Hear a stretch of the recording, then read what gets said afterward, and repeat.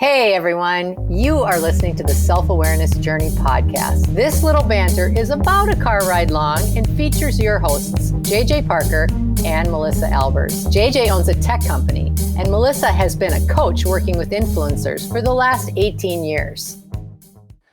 So Melissa, last night I went to go talk to my 14-year-old son just about school, right? Distance learning and all. About distance learning, which is new to everyone. Mm-hmm. And he started doing his distance learning like laying down in his bed with his lights off, right? That seems productive. Well, right. And he's supposed to be on video calls and, you know, being a master professional of Zoom calls, I was like, you shouldn't do your calls from your bed, right? I just felt as a parent and the teacher of our house, I guess, that's not like where he should do his calls, right? Yeah. Not a big deal. I just wanted to like say, hey, let's just sit at your desk or. Yeah.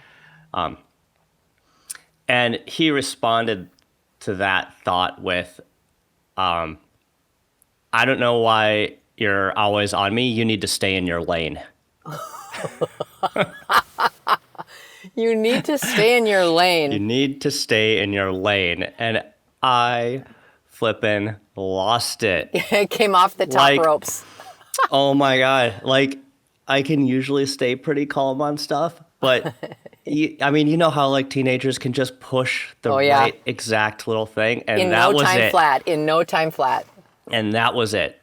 And so I grabbed his computer, his phone, and his iPad, which are his like most valuable possessions, and like went down in the kitchen. And it's like I was shaking, right? I could just feel that like adrenaline response. I could just feel those feelings just like surging through me, right?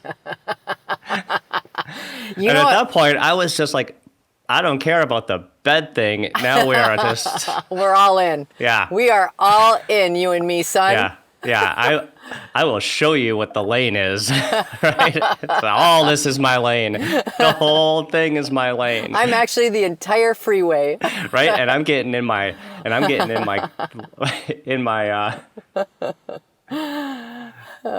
bulldozer, and I'm just going to plow everything down.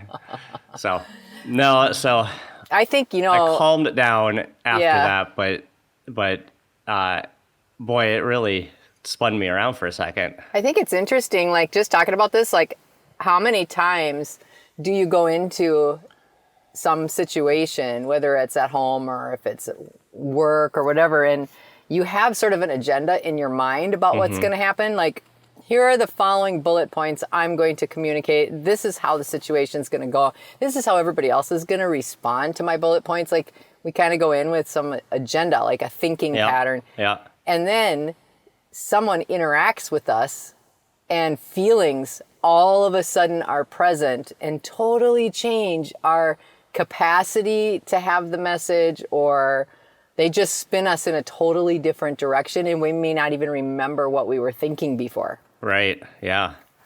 Isn't that crazy? Like that's a pretty extreme example, right? Yeah. But we all come, I in conversations a lot where I think we're going to talk about one thing and then that subject changes and I feel a little off kilter. Like I have to finish my one thought before I can move somehow to another topic. Yeah. And sometimes for me, like even in my coaching sessions, like I'll have an idea of a topic that really should probably be discussed. So I'll have sort of some thinking around, how to broach the topic so that it's objective and that people can enter into the discussion. And oftentimes then the feelings of the topic will just derail objectivity for the individual and they get these amped up emotions right away. And it could be it doesn't even have to be a bad thing or a good thing. It just could be a topic that they have some energy around. Mm-hmm. And boy, you really have to notice how that affects you too, because you're exactly right. Like for me, if I notice somebody is really having a hard time or they're getting triggered, like you and I use that word a lot. Yep. They're getting triggered by something and they're having a really strong emotional response. I have to make a conscious decision to stay neutral. Yeah. Because if I wasn't aware, it would be very easy to get swept up in that. Mm-hmm. Yeah, and then if you're in a position where you're actually trying to make like a reasoned, logical Yeah. choice, Yeah. Yep. those emotions are just like messing with your thinking, right? With Yeah. your reasoning, right? Because you're not really being maybe driven by that part of your brain anymore. Yeah. Right? You're being driven by the Yeah. emotions. It's interesting to think about this topic, particularly today, because there's a lot going on in the world. On the day that we're filming this today, we are, about a month out from the presidential election. People are really amped up about that. There's a lot of unrest in the streets. Yep. There's still this whole stuff with the pandemic, going back to school. It's starting to get cold out, so we can't be outside. So I think that even when we're trying our very best to keep thinking about the jobs that we have, thinking about our things that we're supposed to be thinking about and keeping on the rails, I think that there is this sort of feeling that rolls around inside of us and makes us feel just filled with unease. Yeah. And I wonder how many people notice that, like in the moment when they're trying to work, versus how long does it take someone to notice if it's like creeps up for a while. Yes, I really like that idea because, again, the trigger moments, those are flashpoints. Like they're pretty easy to recognize in yourself. Yeah. The ones that I think the more subtle feeling stuff, like you're saying, it's like like an example is, like you're saying, everybody right now maybe has an uneasy feeling, right? Mm-hmm. Which means at work, and I've seen this in our team, they'll be more conservative around decisions, right? They'll be a little bit more anxious to make this. Is this the right decision? Are we going to be okay if I make this decision? Is this whole thing going to fall apart? When really the fact is that that thought patterns coming from their general uneasy feeling, it has very little to do with like their job, that decision, and the in the business. In the moment, right. But it's like an undercurrent, right? Yes. Yeah. And it's shaping thinking. So, for me, if I want the team to make some, maybe more like aggressive or risky decisions, I really have to make sure that I'm reminding them that we're making decisions that's affecting like a business. Everything's going to be okay. It's safe to make riskier decisions, because we know it's part of a bigger plan. But their default is more conservative right now. Yeah. And I think really, as we're always talking about self-awareness and how it can really make improvements in our way of being, particularly in this topic. And we've kind of talked a little bit about this in some other podcasts and some of the other video lessons that we've done, but I think it really bears repeating over and over again, is that being able to understand how your body is responding and how you're feeling to things. Because a lot of times, like I was in a coaching session yesterday and someone said, I just don't feel very good. Like I can't pinpoint what it is. That's what they said. I can't pinpoint what it is. I just don't feel good. And for 2 days, I've been wandering around like, what is this? Why am I like this? What am I thinking? And it's impacting absolutely everything. Yeah. So I think having the awareness of, first of all, recognizing when we do have some unease, like recognizing it. And I think it would be doing ourselves a disservice to make ourselves wrong for recognizing that we're feeling like that. A lot of times we have these feelings and we want to shove them away, and I think it's just, there's a component here again where it's like, oh, I'm feeling so uneasy and it's affecting absolutely all of my decisions that I'm making right now. Yep.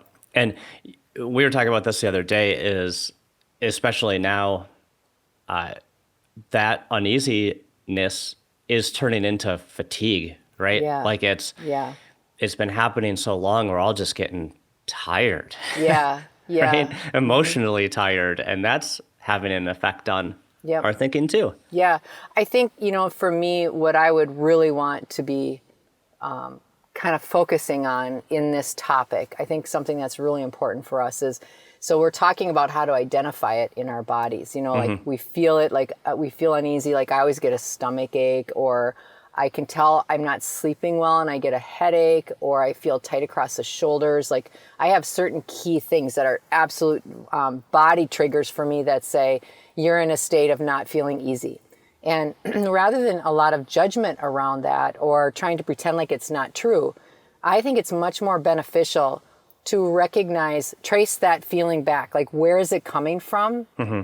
And once I'm figuring out where it's coming from, it's not realistic to try to push it away or to force feed myself a whole load of positive pills. But to just focus on the things that I know can make me feel better.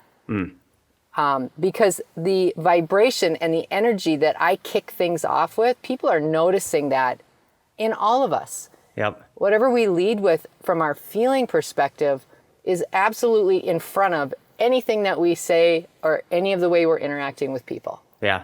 Yeah. That's really true. So like, what things do you do to make yourself feel better? Yeah. Like how do you change that energy for yourself? Yeah. I think the first thing that I learned a long time ago is what doesn't work is to try to force myself into having a positive attitude. So the minute I go, oh, I just don't feel good, what does not work for me, or really I don't think it works at all, is to just go, oh, okay, now that I notice it, I'm just gonna, it's fine. Yeah. Everything's gonna be fine. Yeah, I'm upset now, but so I'm going to just decide to be not upset. Yeah, exactly. I'm just going to go run and do something else. So for me, I think just acknowledging, first of all, I don't really feel that great. And then acknowledging how it's impacting the thoughts that I have, the interactions that I have. And as the moment that I can label it, then I get my energy away from it. In other words, I don't want to focus on that yucky feeling. I don't want to focus on it. Once I've identified that that's what's happening for me, I very much move quickly into more general and more positive thinking patterns. And not expecting myself to respond 100% in 5 seconds, but just start, for example, let me just give a real life example. So if I'm feeling anxious, so we're in the middle of a huge remodel project in our house. And there's a lot of opportunity where there could be anxiety around that. Okay. Yep. And so if I all of a sudden notice that I'm having anxiety, the first thing that I can say to myself is, okay, I'm feeling really uneasy. What is this about? What is the subject of my thoughts that got me to feeling this way? Oh, it's the remodel project. Okay. And then I'll notice that I was sort of fixating on certain parts of that project. What if there's water damage in an outside wall because we have stucco? What if this? What if that? What if this? What if that? And that subject of the remodel, I'm focusing on the negative side of that remodel. So I can simply bring myself back and go more general in the same subject. For example, this remodeling project is going to be so beautiful when it's done. I'm so looking forward to this room being light and airy, and I'm so excited that we're doing something to the house because it's been 15 years since the last time we did a project. And while there's some stuff going on, it's just so interesting and fun to see all of the progress every day. So I'm using the exact same point of contention in my heart, but I'm turning it a little bit so that I can start going more general and more on a positive note. Yeah, that's a really great example. I thought you were going to say chocolate. That's always my example. I worry that people are tired of me saying that. Snacks and chocolate. But I think those things like snacks and chocolate, while make you temporarily feel good, what you're talking about is much deeper than chocolate. I mean, I know that's a horrible thing to say. Yeah, deeper than chocolate, but well, I don't know if that's actually true, but for the sake of this podcast, I'll let it go. But I think really that the key to all of this is us being able to get to spending enough time understanding what has us got in our triggered spot, Yep. but only staying there long enough to identify what it is. Yeah. Because instead of ruminating on it. Yeah.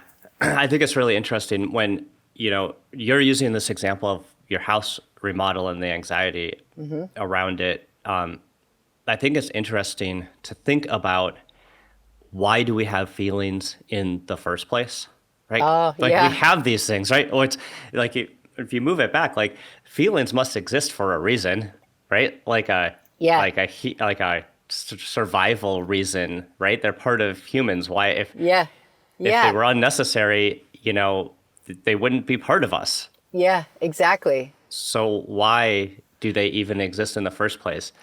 And so I was reading a book about evolutionary biology, right?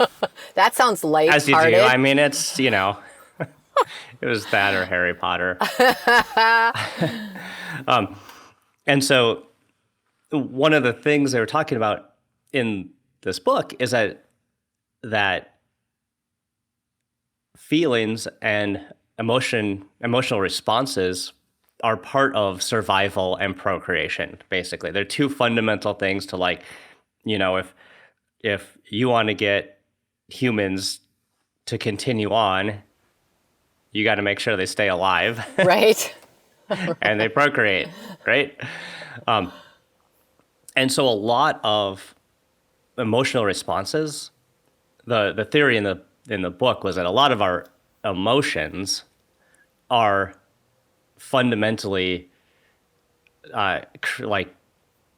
designed to solve for those two things. Yeah, right. So for your example, like, you want a safe house, a safe, secure, structurally sound house, right? Yes. And you don't want any water damage or structural problems. And these are like fundamental, like almost survival things. Like, yeah. My cave must be secure.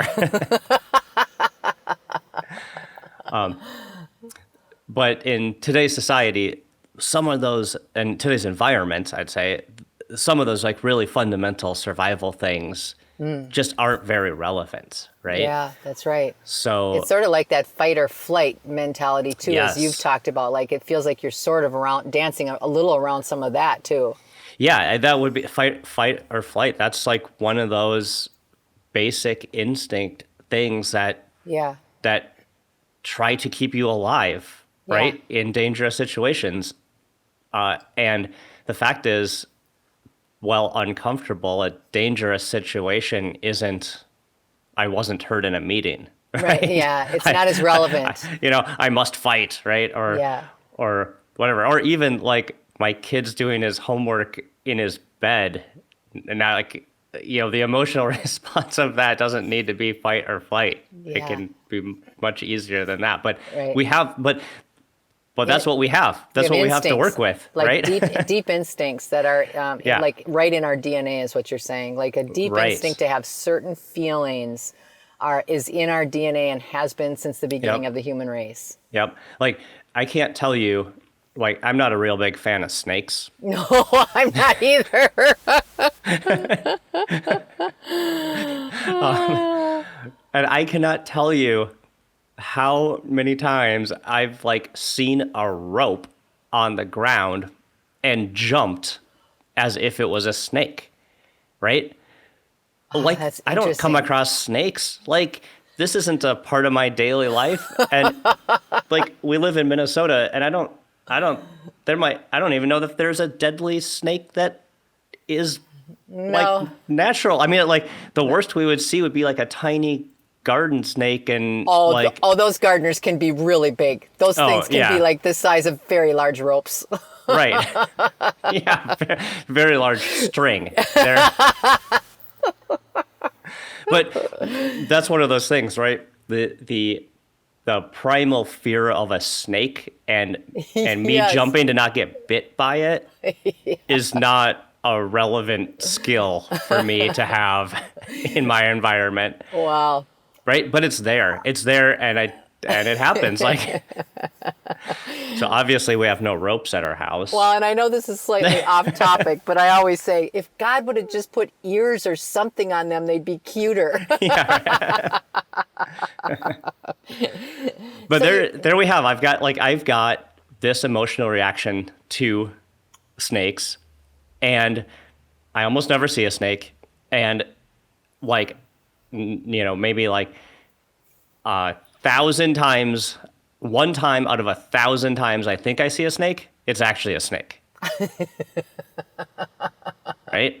Right. So from a biology perspective, like, it doesn't make any sense. So let me just like summarize. So are you saying that you think a lot of the things that we see or our instant reactions to things are not based on reality at all? Yes. But okay. That's a way smarter way to say it than what I was trying to explain. No, but I think that's interesting though. So you're right, because what you're talking about is how we are very logical beings, and we're always talking in the self-awareness journey about, we use our brains so much that our feelings don't have much of a chance to intersect. Yeah. When our brains are in full power. I always say brains are a great tool and a horrible master.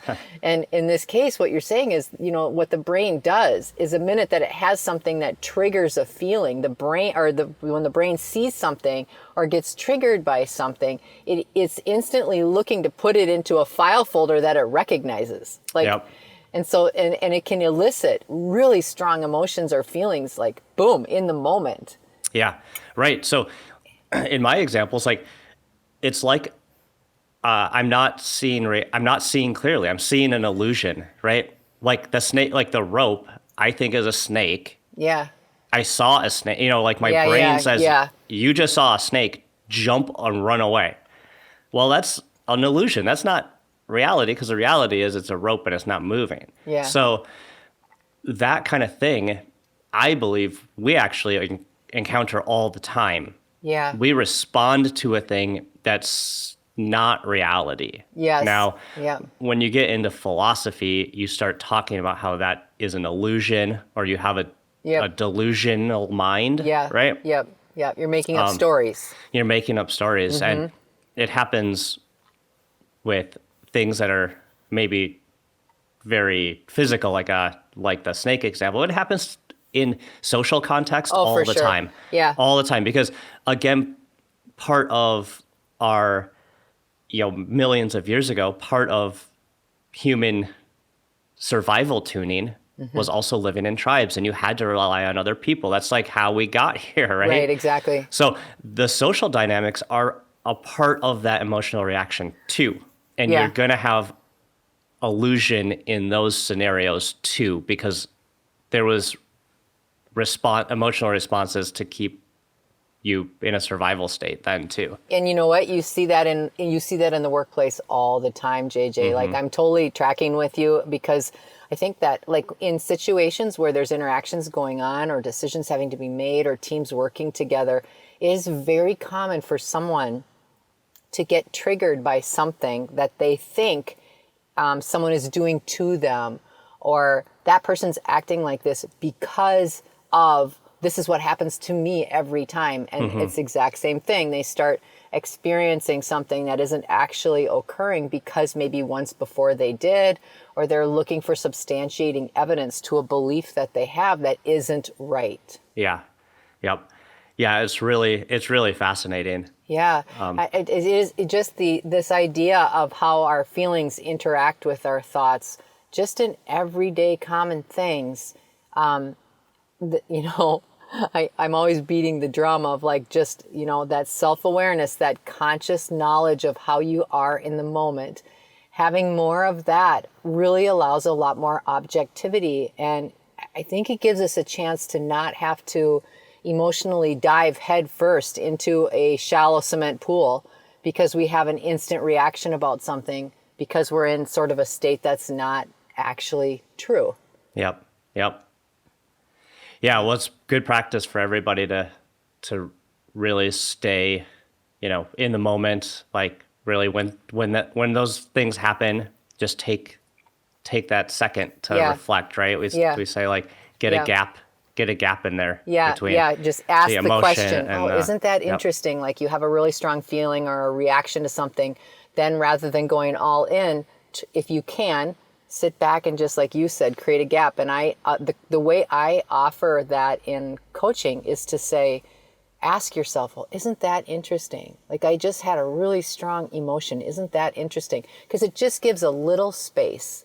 Yeah. And with a little space, then we can start recognizing what is the subject of my thoughts that have got me so wound up right now. And can I reframe them gently and in a smaller way to start feeling better? Because again, every time we feel bad and try and push something out, it doesn't work nearly as well.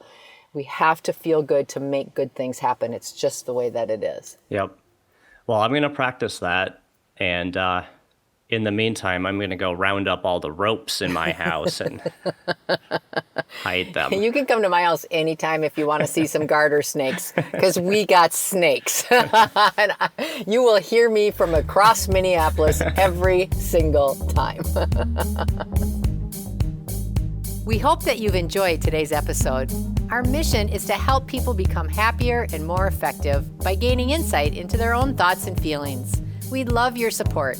First, share this podcast with anyone you think might enjoy it. Second, leave us a rating or review on your favorite podcast site. This helps others discover the podcast so we can reach more people. And third, sign up for our newsletter at theselfawarenessjourney.com. This will help us communicate better with you and build our community. Thank you so much for joining us in the Self-Awareness Journey. We'll see you next week.